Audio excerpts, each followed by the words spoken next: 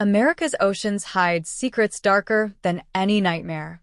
From passenger planes discovered with no passengers, to skulls arranged in perfect circles deep beneath Louisiana waters, to a black stone off New Jersey carved with symbols no historian can explain, the question is not what we've already found, but what's still waiting to rise. And trust me, you'll want to hear every one of these stories, because the deeper we go, the stranger it gets.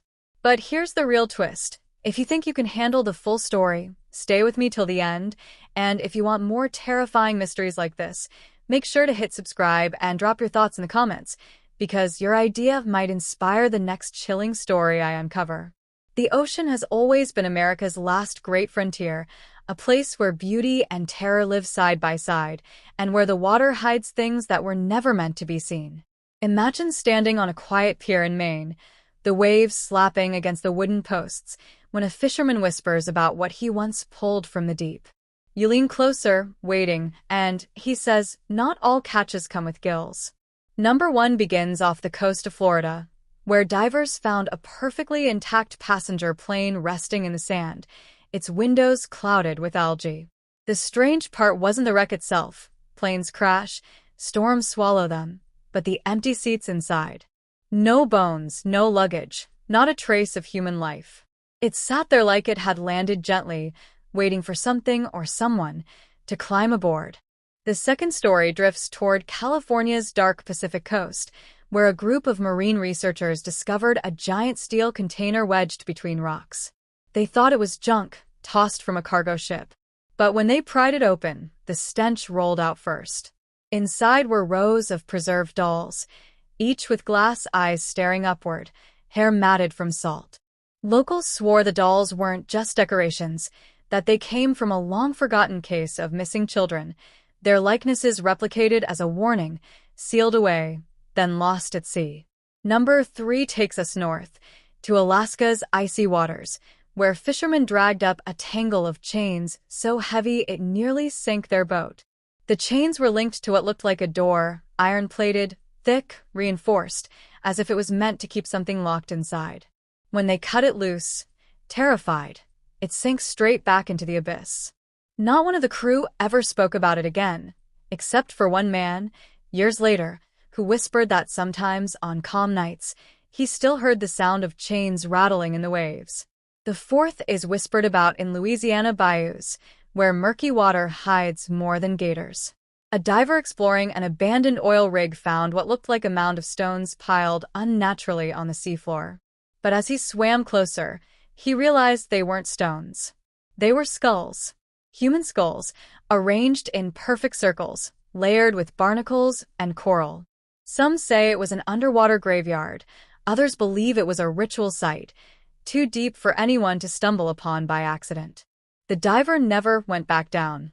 And the fifth, maybe the darkest of all, happened off the coast of New Jersey, where a deep-sea trawler brought up something no one could explain.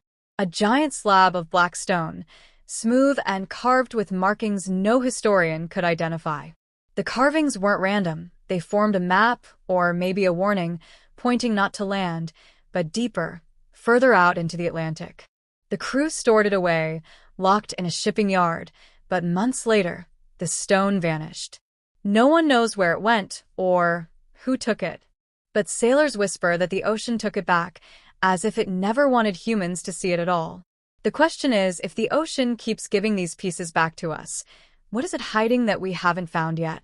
And that question lingers like a tide that never recedes, pulling at the back of your mind. Because every coastline in the United States has its stories. Fishermen in Oregon talk about nets that come up shredded, as if something massive with teeth dragged across them. They never see what caused it, only the aftermath, and they swear it isn't sharks. In the Gulf of Mexico, a tourist boat once stumbled onto a drifting lifeboat. Sun-bleached, battered, but still afloat. Inside were supplies, food, water, flares, all untouched. The strangest part was the journal tucked beneath the seat, its last entry dated only weeks before, describing voices beneath the waves. No names, no sign of who wrote it. The Coast Guard took the lifeboat, but the journal disappeared before reaching their archives. On the Atlantic side, off North Carolina, locals talk about the graveyard of the Atlantic, a stretch of sea littered with wrecks. One diver, a retired Navy man, claimed he found a ship resting upside down, its hull split open. Inside were hundreds of shoes. Just shoes.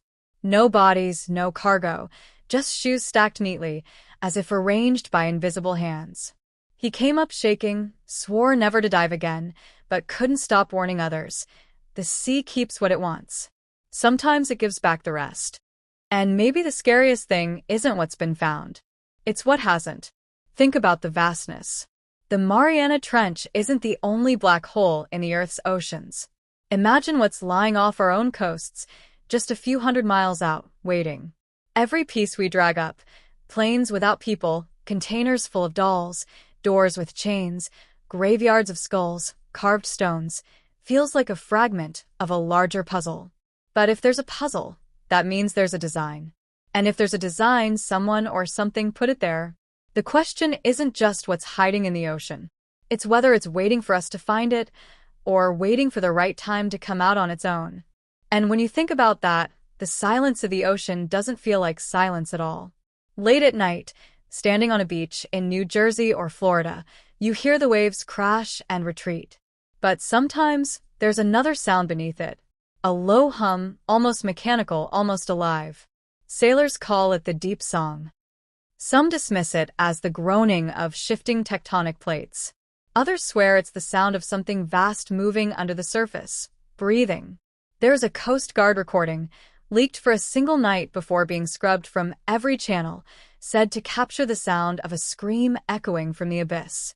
Not a whale, not sonar distortion, something human, but impossibly stretched, as if it had traveled thousands of miles underwater before reaching the mic. The few who heard it before it disappeared said it didn't sound like a cry for help. It sounded like a warning. And what if that's what all of this is? Every object we've pulled up, every strange wreck, every unnatural formation. Warnings. Pieces of a story we were never meant to hear. But the ocean has patience. Longer than we do. It waits in centuries, not seasons. And maybe, just maybe, it's letting us see these fragments for a reason. Because if the ocean is trying to tell us something, what happens when we finally understand the message? Some say that message already started revealing itself. In 1997, the National Oceanic and Atmospheric Administration recorded what they later called the bloop, a sound so powerful it echoed across the Pacific. Officially, they labeled it an icequake. But the engineers who first heard it swore it carried rhythm like a heartbeat, too steady, too deliberate to be cracking ice. One of them, now long retired, admitted that when he replayed the sound in private, he couldn't shake the feeling it wasn't just a noise, it was a call. And then there are the disappearances. Entire fishing vessels off the coast of Washington found drifting without crew, meals half-eaten, radios still tuned to weather updates. The logs always end the same way, with a final entry cut short, as if the writer dropped everything in an instant. Some Coast Guard officers whisper that the missing men weren't taken above deck, but pulled from below. What unsettles oceanographers the most isn't the wrecks or the mysteries, it's the depth. We've mapped Mars more thoroughly than we've mapped our own seas. Beneath the Gulf, beneath the Atlantic shelf, beneath the vast black Pacific, there are caverns and trenches no sonar has ever pierced. And yet, strange currents rise from them. Currents warmer than the water around them, carrying fragments of things that don't belong. Teeth too large for any known predator, scales unlike any fish on record. It's as if something is stirring down there.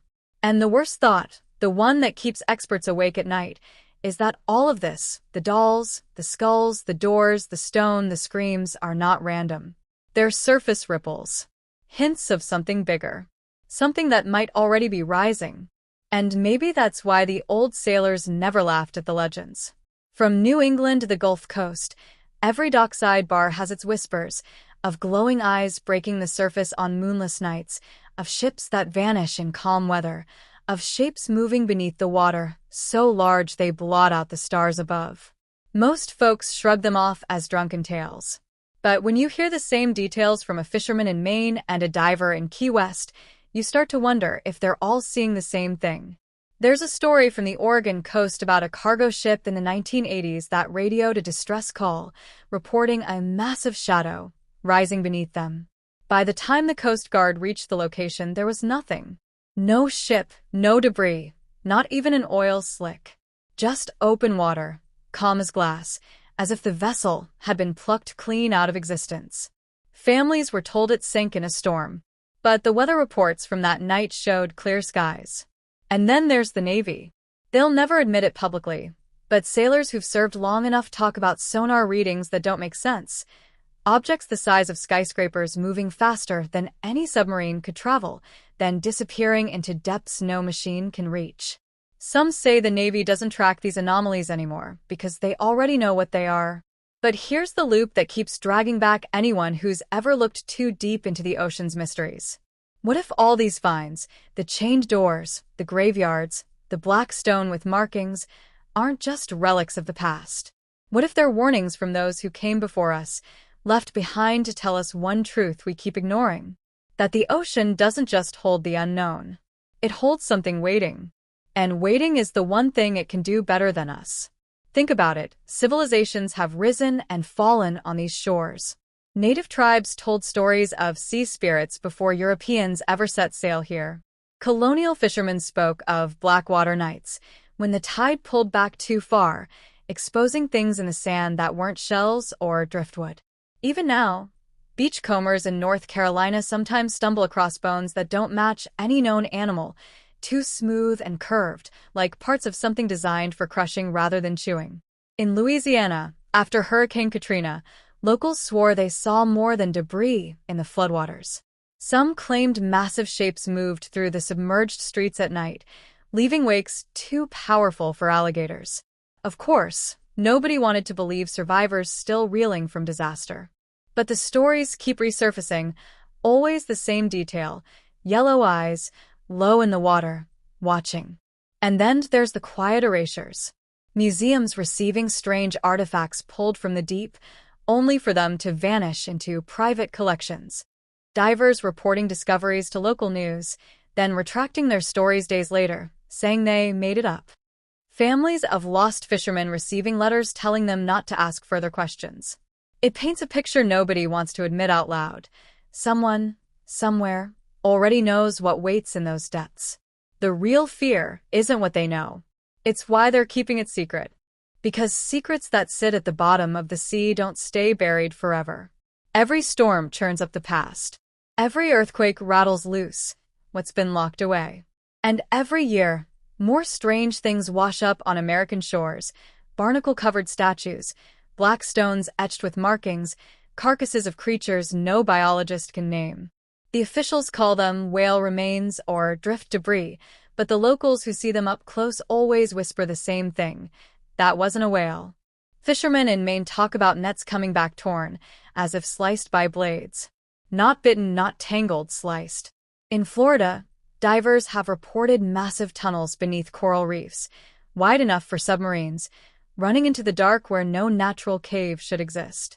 In Alaska, icebreakers sometimes pick up low vibrations beneath the frozen sea, as though something alive is pressing against the ice from below. It feels like the ocean is testing us, showing us glimpses piece by piece, daring us to connect the dots. And maybe that's the real loop, the one no one escapes. Not asking what's down there, but wondering how much longer it will stay down there. The truth is, the ocean has always been more than water and waves. It's a vault, holding not just wrecks and relics, but something older, heavier, watching us from the dark. Every time we pull something from its depths, planes without passengers, skulls in circles, stones carved with secrets, it feels less like discovery and more like a reminder. A reminder that we're trespassers, that we've been warned. And yet we keep pushing. We send subs deeper. We build rigs further offshore. We fish in waters no one has ever charted. But maybe that's the mistake. Maybe the ocean isn't ours to conquer. Maybe it's been patient because it doesn't need to fight us. It just needs to wait.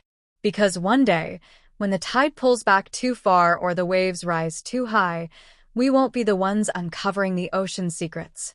The ocean will be uncovering ours.